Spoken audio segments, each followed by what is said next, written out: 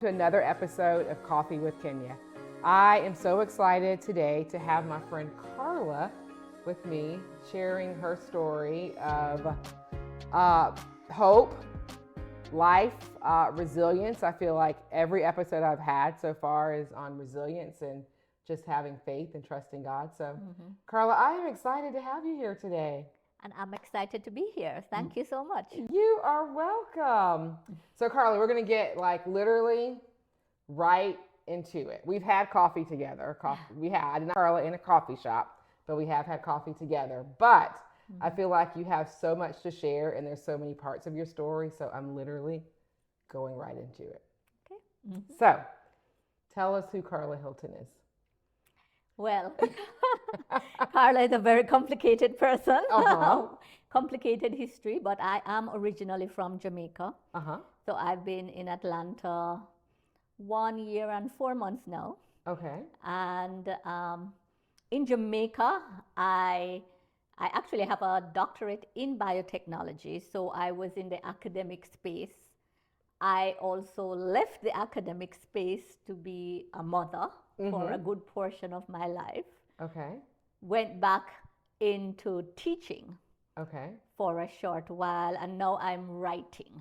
Now I call myself an author, so that's primarily what I'm doing. Not calling you are an author because you have what, 2 or 3 books now? Well, I have about 4 books now. Oh, okay. I have been writing. Okay. I have been writing. I have been writing on different topics. As you know, the first book was really my autobiography. Yes. The Unvarnished Truth. And I moved on from that to a more spiritual book, which was called Magic of God. And then I moved on from that now to a book to help family members of those who are suicidal. Okay. All right. I also have another one. I know I didn't know the other one. Okay, what's the other one? This other one again now is to help persons who are going through family estrangement. And we're going to talk about that. Yes. I want to talk a little bit. We'll talk a lot about a lot of things, actually. Sure. We're shooting for 45 minutes. We'll see. That's what we're shooting for with Karla's story, 45 minutes. So tell me, you just said a lot. You were an educator, a biochemist, you're a mother, an author. You touched base on suicide a little bit. Yes. You have done a lot in your life. Yes, and I have been through a lot in my life as well, you know. Okay. So when you look back over your life and your journey, what turning point shifted you from surviving to truly living? I would have to say it was after my second suicide attempt that failed. Obviously. Yes. Well, obviously, because you're here. Yes, but and praise God, you're here. That was a turning point in my life. I don't know if you want me to get into all of that. Listen, as I have said many times, this is everyday conversations with everyday people. So yes, please. You know, when that second attempt it failed. It was a turning point because I was sure that I would have succeeded with that attempt. And it failed so blatantly, even though I was hospitalized in the intensive care unit for a while. Was in a coma for about 24 hours. But the fact that I survived was definitely a turning point. I was not happy to be alive when I came out of that coma. I was not at all happy. It was a journey. I don't know if you'd say long journey, but it did take about 6 months to come out of that feeling that, wow, how could I have failed at something I had planned for so long? Yes, I did plan that second suicide attempt. And I planned it with a scientist's mind, so to speak. So I thought it would work and made sure, didn't do certain things that I would vomit or, you know, that everything would just work. Karla. Yes. Yeah, so I thought I was that great, you know. Oh, But God is oh, greater. But God is greater. That shows yes, you. he is. So, Okay. so it was a journey to come out of that feeling of depression and despair and hopelessness, because that's what suicidal ideation is all about. It's about feeling total and complete hopelessness where you cannot see a future for yourself. Okay. And if you cannot see a future, if you cannot see a reason to live, then life is pretty hard. And so I had to learn to change that thought That thought process. process, right, into one where I could see happiness.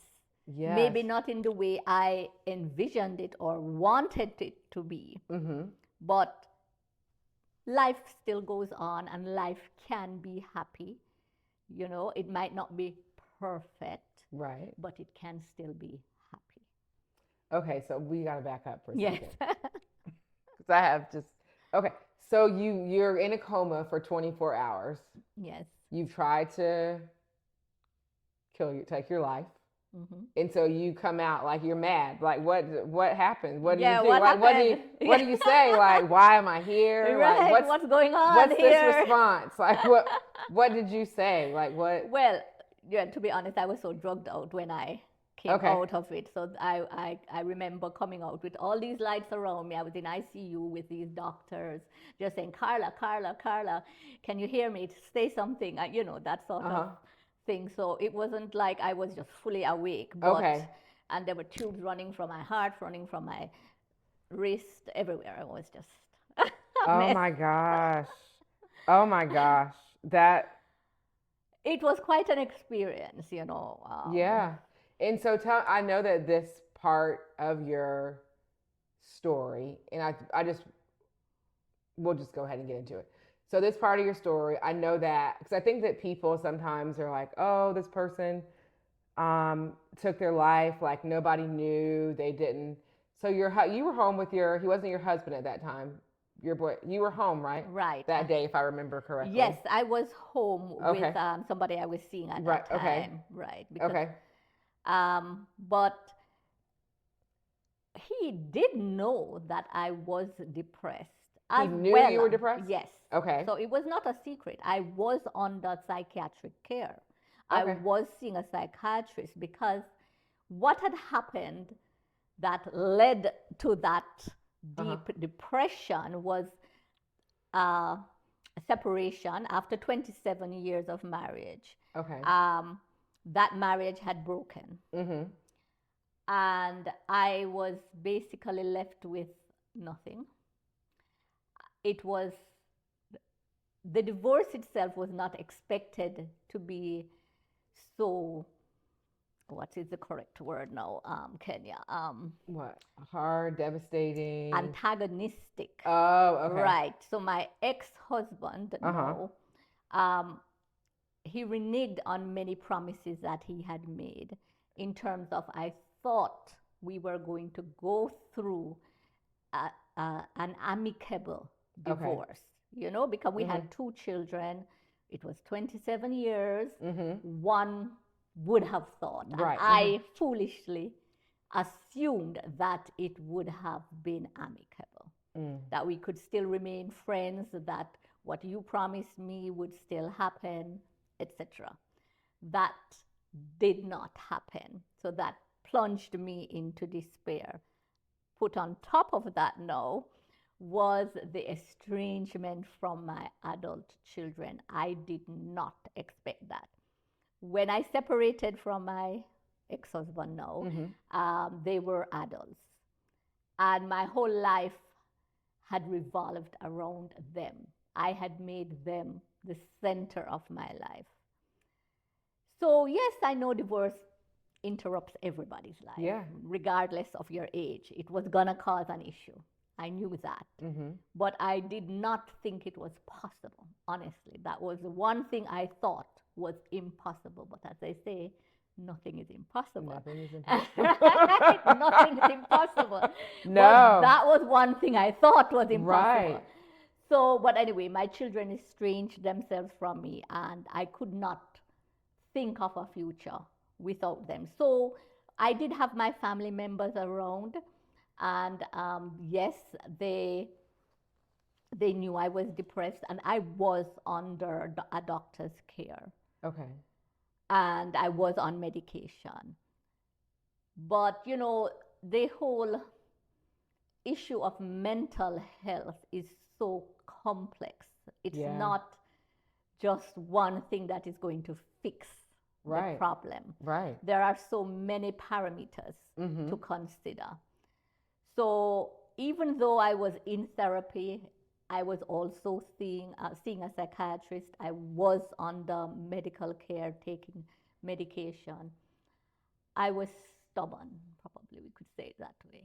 Yeah. you I mean, know, I can't. I was stubborn. I just said, I did not want to live without my children, Yeah. even though there were so many other people that loved and cared about me. Yeah. The love I wanted, and perhaps they still love me. I'm not Yeah. saying they didn't love me, Right. but Yes. the people I wanted in Right. my life were my children. Yes.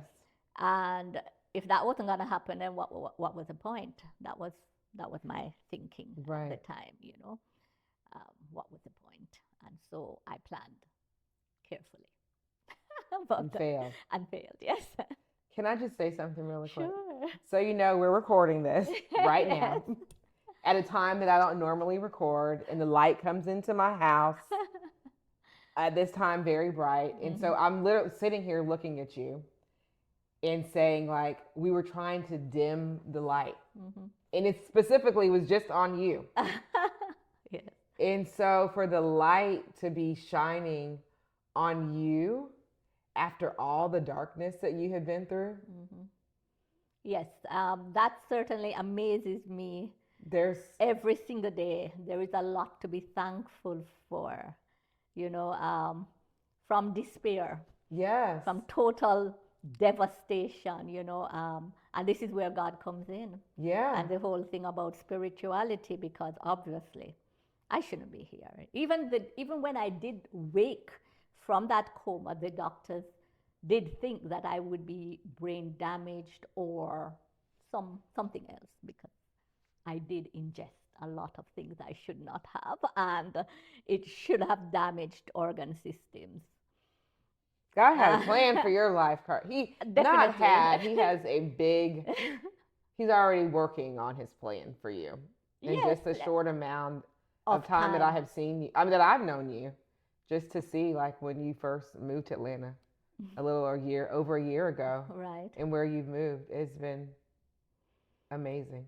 It has been, I will have to say, I am amazed every day I wake up at how He has directed my life.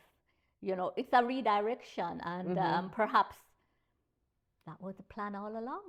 Yes. That could have been the plan all along, and I had to reach rock bottom. And when I say rock bottom, sometimes we think of rock bottom as the ground floor. Sometimes we have to realize it has a basement. And I was down there. It has a basement, right? Rock bottom has a basement. And that's where I found myself, Kenya.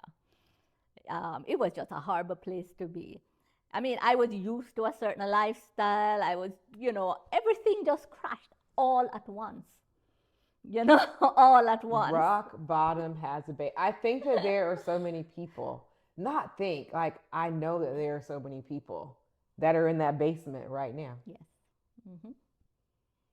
But here you are, having been in that basement Yes. and sharing your story. Yes, and that's one of the reasons why I wrote that book, to help family members of those persons who are depressed and struggling, because everybody wants to help. If you know somebody who is suicidal or who is depressed, you want to help them. Yeah. Right? You care, you love them. But sometimes we don't know what to say, the right things to say. So many times too, we don't quite understand what depression truly is. Right. And that was one of the reasons I wrote the book, to explain it, because I want to help people Now, writing the book, reading the book doesn't mean that you're going to be able to save someone, Right. right? Yeah. But at least, right? Well, So you have the it knowledge. doesn't guarantee that. Right, yeah. But at least it's giving you some of the tools that could assist, because Yes. it is so complicated, mental Yeah. health. It is very complicated. I'm going to drop your links to your books in Thank this. you. Yes, for sure. Absolutely. So you kind of answered this already. How has your faith and spirituality played a role in who you are today? Well, I can tell you, I wasn't a very spiritual person Okay. before the second suicide attempt, or even immediately after. I mean, I was brought up in the church, Uh-huh. and I believe probably, I was sort of forced. We had to go to church Oh, absolutely. every Yes. Sunday, And that say sort less. of thing. Mm-hmm. So as an adult, I suppose, in an act of rebellion, Mm-hmm. while I believed in God and so on, and Uh-huh. I didn't go to church as often as I should have. Okay. That's right. And I think instead of making God the center of my world, I made my children the center. And while Oh, that's powerful. yes, and while children are supposed to be important, they're not supposed to be the center of your world. Only God is. Right? That is so powerful, Karla. Yes. I have learned that in the past couple of years, that nobody is to be the center of your world except God. And it was a learning experience, learning to live again, because when, in that hospital room, I had to learn to walk again, because I had fallen off the bed, apparently. I don't even know. I have no memory of what happened that day. I was unresponsive. I was found on the floor, but I know I went on the bed. Okay. So I don't know what happened. Afterwards. Right. I don't know how They I found ended me, I up was on the floor. Right. Uh-huh. And I'd injured my leg, and I had to learn to walk again in a way, because it was a lot of pain. Plus, I was told, and I don't exactly know the medical details, but there was some muscle loss based on the medications I had taken. Right. So it was a long road to recovery, physically and then mentally. Yes. Right. But it happened, and I think God just had that plan, and gradually I got a dog. I had to interrupt and say that. An emotional support dog. A real emotional support right. dog. And I think that also helped, because, for the first time in my life, I was living alone. I got married at 22. So basically, I left my parents' home to my first husband's house, so to speak. So I'd always had companionship, and then the children, Yes. So even though I had friends, I had family, but they didn't live with me, Right. right? So it was important to have something else to love, to give love to. Right. I know it's a dog, but No, but nonetheless, it's real. right. It your is pets real. And your pets are like your children. Right. So having a pet is an important part of recovery, whatever it is that you like, a dog, a cat, whatever. But something probably that you can cuddle with, Yeah. Right. That was very important for my recovery, as you know. What kind of, I'm curious, what kind of dog did you get? I had a mix with poodle and Shih Tzu. Oh, cute. Yes, she was a mix. Daisy, yes. Daisy. Daisy, yes. Look, Daisy helped you in my recovery. your recovery. Daisy helped me in my recovery. And then, I started to do more teaching, to teach again, and make that become a source of joy or purpose. Okay. I started to teach. It occupied my days. It was during the pandemic, and so a lot of the classes were by Zoom. However, I started to see how I could help other person's children, if not my own, Yeah. And that helped a lot, because I started to mentor them, and they appreciated me so much. And that helps, appreciation. Yeah. We all want validation. Yes. We want appreciation. We want to know that we are doing something for somebody else, Yes. right? So that became part of my recovery as well. That, so what mindset changes helped you rebuild your sense of purpose? I know you started teaching, you had the kids. Like, is there like your mindset, like outside of getting Daisy and teaching the children? I had How? to, we have to start to be grateful. Gratitude practices became something that I had to do daily, to be grateful for the small things, Mm-hmm. right? Instead of dwelling on the things I did not have, let us focus on the things that we do have. And that was a mindset shift. I also had to start to plan a future for myself that did not involve my children. So that took, a lot of self inspection, Right. Yeah. Oh, absolutely. looking at one's self and what else can one do to help others that don't necessarily include your children, Mm-hmm. right? And forge Yeah. a path forward. Detour, yes, Yeah. it's not how I thought my life would be. Right. Definitely, no matter what, divorce or not, I still thought they would be actively a part of my life. Right. If you understand what I mean. No, I absolutely Right, understand. a part of my life. So now Right. I have to forge a path forward that does not include them. Mm. Obviously, the door is still open if Yes. they'd like to come in, Right. Absolutely. but I continue to grow as an individual Yes. without them being a part of my life. That is, gratitude is so, it's such an important piece of our life. It is. I have It to is. remind myself daily, like, girl, you better be grateful for the Exactly. things you have. Mhm. While Mhm. you're complaining about what you don't have. How do you stay grounded when life gets heavy? Because I know that you said you've done these things. Um, but like when you think about your children, like when things get heavy, the holidays are Oh, coming up, yes, I'm sure. definitely. How do you stay grounded? What I try to do now is just pray for them, Okay. send blessings towards them, just Mm-hmm. send good thoughts, good vibrations, good frequency out to them, Yeah. because there's nothing more I can do. Yeah. And there are times when the tears still come, Yeah. because of course I want them in my life, Yeah. but they're adults. I think I gave them a good foundation, Yeah. so they have their careers, they have their own Yeah. path ahead of them. I wish them well. That's all I Yes. can do. That's all. There I was at a networking event yesterday, Mhm. and they were talking about different generations. And there's a generation, I guess the millennial generation, and the generation before that, that they're just like he described them as the cafeteria generation. They can pick and choose what they want. They can pick who they want in their life. They can pick what music they want. And so there's a lot of that generation and I see it a lot. Like I've read it a lot in stories and on social media posts of children that have estranged themselves from their parents. But I believe that there's still hope. Yes, and that Kenya is something I didn't know existed, but since it happened to me, Mm-hmm.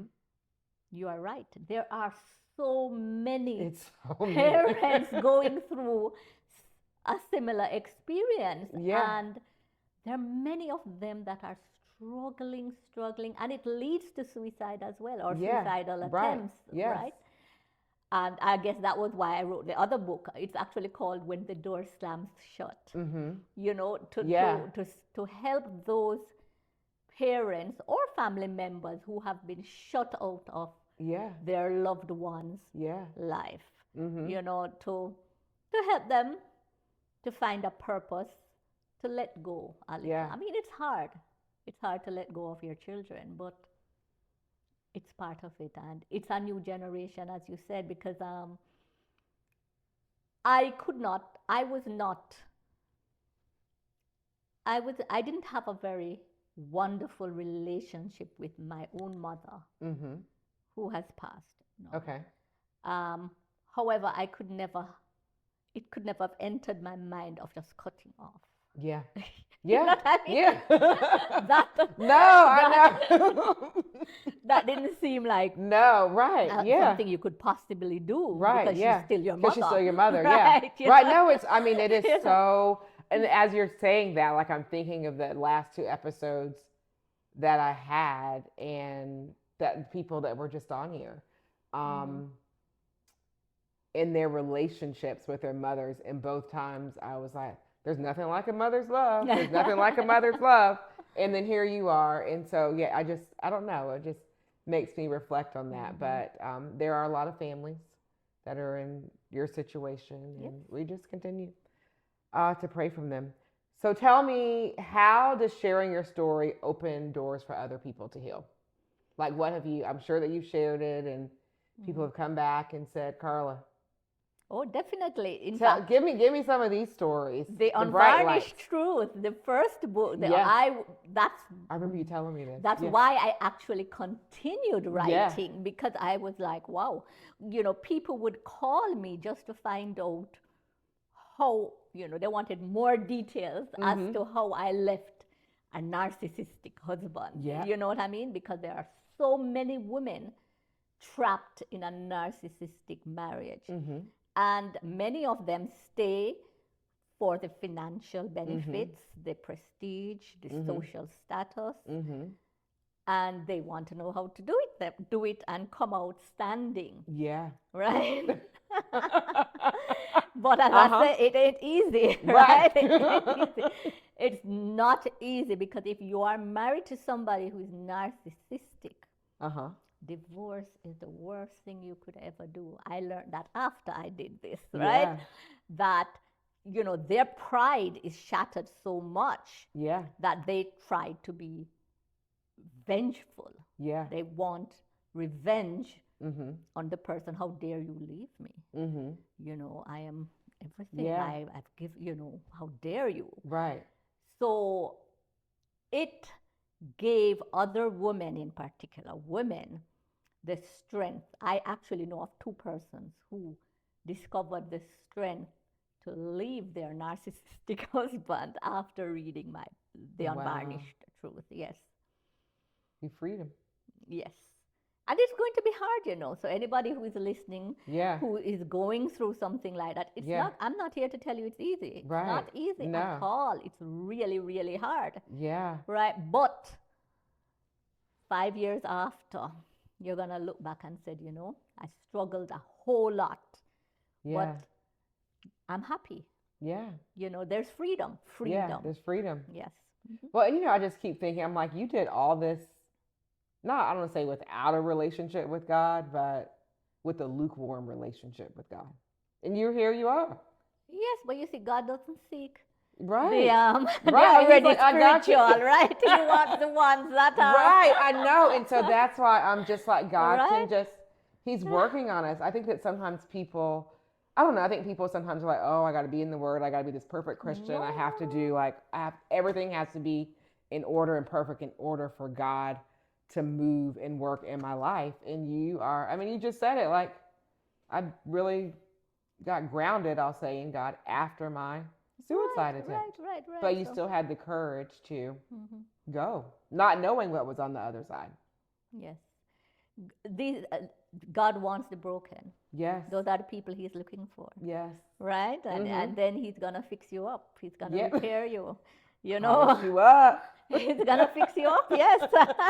It's going to polish you up. Polish you up. Yes. So what do you think our community, like just the community as a whole, still gets wrong about mental health and suicide recovery? I believe they think, or some people think, that people who attempt suicide might be seeking attention. Yes, I have seen that in other persons that I am trying to help, where family members might think that that person is seeking attention. Nobody attempts suicide seeking attention, right? That makes no sense whatsoever. Right. Also, I think persons don't understand the complexities of what goes on in the brain when a person is depressed. They are just not thinking clearly. Yeah. So you are not depressed, you can see everything clearly. But imagine if there was a thick, heavy gray cloud Yeah. just in front of your face. Yeah. You can't see forward, right? Right. And that is what depression is truly like. You have this thick cloud and you cannot see forward. Also, there is actual pain, physical pain, that is associated with the whole psychological process of depression. So that person is actually in pain, right? Yes, yes. There's a term coined by a medical professional. I can't remember his name now, but it's called psych ache. So there is actual physical pain associated with depression. So, while if I break my leg, somebody can see that and empathize. Yes, you have a broken leg. They can't see what's going on inside the brain, or exactly. You describe this pain to them, but they can't see a broken wrist. Yeah. They can't see anything swollen. They can't see, Yeah, no, So, it's true. Yeah. they sometimes find it difficult to comprehend the pain, the level of pain that person is going through. And that is why they become suicidal, because the pain is so great, you just want to escape it.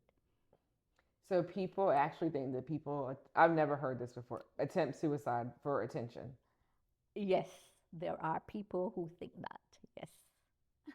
There are. Yes.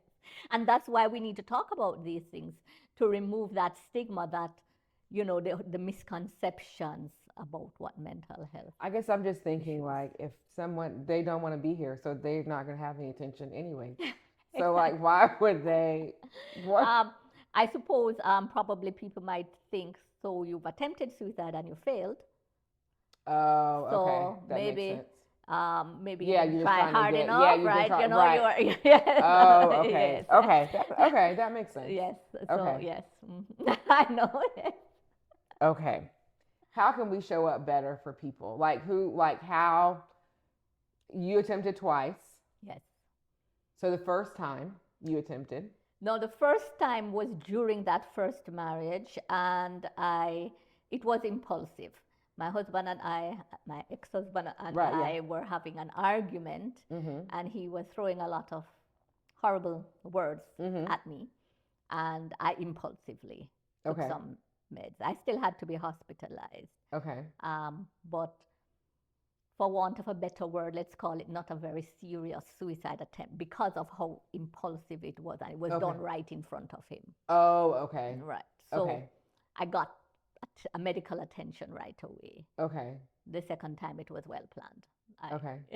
Yes, okay. So someone, just like, for example, for you attempt this, your husband's ex-husband is narcissistic. Like, who was there for you? Like, who was your support after that? With the first attempt? With the first attempt. I did not have a lot of support then. Why? Because I was married to a narcissistic person. I was still in the marriage, and he kept me isolated. Okay. So I was isolated from friends as well as family members. So they did know about it, but I couldn't get the level of support that I needed from outside persons, because I was just in this cage, this gilded cage, and I was isolated. So second attempt.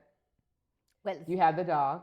Now we have Daisy. I got the dog after. Right, you got the dog after. So that's what I'm saying. So all right, so no one was there for the first attempt. Right. I didn't have much support. You didn't have much support. Right. Just, okay. Not because they didn't want to be, right, but because I was in. Because of the I was in a cage. Yes. Okay.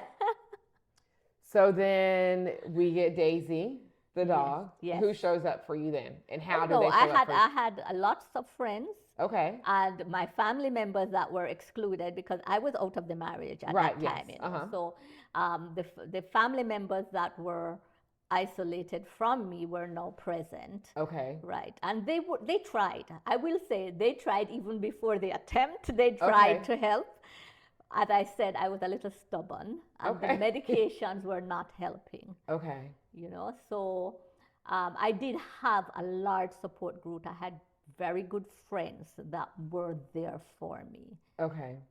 But it was a mindset that had to Right. be changed, wherein I was just stubborn and I did not want to live my life without my children. Mm. So I had to learn how to live without Right. them. Okay. But first I had to want to live Yeah. and then find a path to live without them. So what gives you hope now?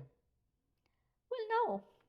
My life has transformed so much, Kenya. I'm in a new country. Mm-hmm. I have remarried. Mm-hmm. I'm writing. I'm actually doing more creative things than academic things, even though, my doctorate is in Right. biotechnology. I'm not really doing anything where that, it's like my creative side is shining through Mm-hmm. now.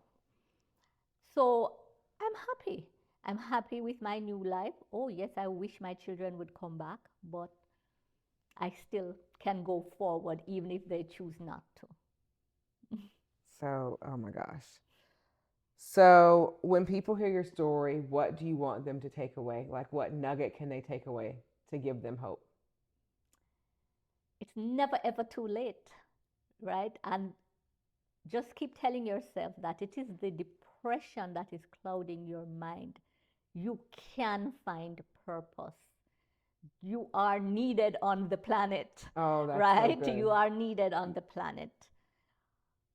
Just push through.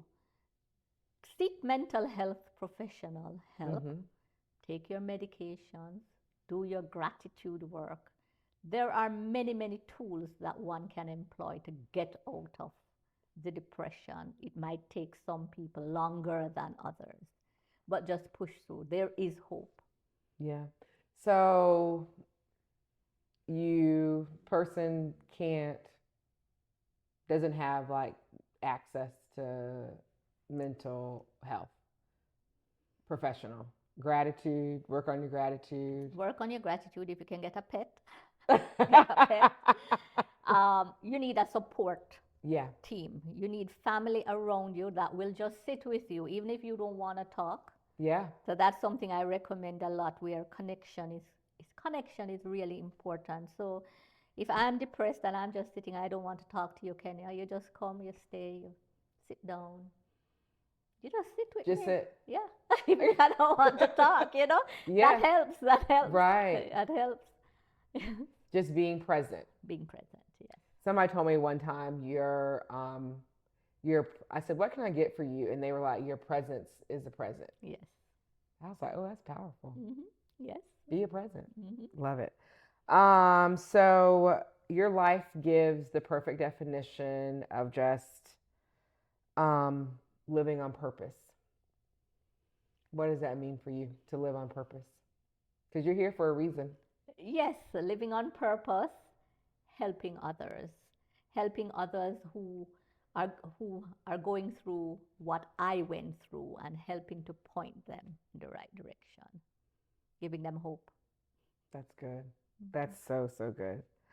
And so if someone is listening today and they feel like giving up, I feel like you kind of answered this, but how would you like wrap that up for them in a few sentences? It's never over till it's over, and there is hope. Trust me, there is hope. There is light at the end of the tunnel. You cannot see it now, but there is for sure. There is light at the end of the tunnel. There is. Mm-hmm. I have this saying, I say, when you get on the other side of through. And so a lot of times we're going through and we can't see because you're in the middle of it. But then when you get on the other side, you can look back. Yes. Like, so, ooh. So I'm looking back and pulling others with me. That's my aim. Oh, that's so right. good. Looking back and pulling others. Yes. That is so good, Karla. Thank you. Oh my gosh. Okay, so if you could give one takeaway to the Coffee with Kenya community, just about your life and what you have been through, to just encourage them as a whole, just as the community as a whole, what would that be? Just keep holding on. There is always light. Hold on to the light. Oh, That's what I would say. and I love that because the light was just shining so bright on you when you came in. All right, and then my other question, because I forgot to ask this at the beginning, is what's your favorite coffee or tea? Coffee or tea? Blue Yeah. Mountain Peak Coffee Oh, from Jamaica. Blue Mountain, Peak Coffee. Blue Mountain Peak Coffee. Okay.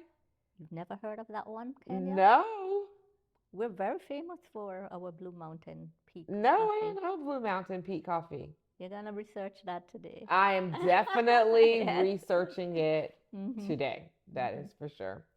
Well, Karla, thank you so much for joining me today and sharing your story. I know that it is going to definitely reach a lot of people and touch their lives. And hopefully, if Karla's story can help you or help anyone that you all know that is going through depression, is having suicidal thoughts, please, please, please share this podcast with them. I truly believe that it will make a difference. And Karla's here for a purpose, and she's got big things continuing on the horizon. Maybe next time I talk to her, she'll be at book number 8 or something. Who knows? Who knows? But in the meantime, thank you all so much for tuning in to Coffee with Kenya. And remember, there's 3 things that you need to do. CLS. Comment, like, and subscribe. We'll see you next week. Bye. Karla's so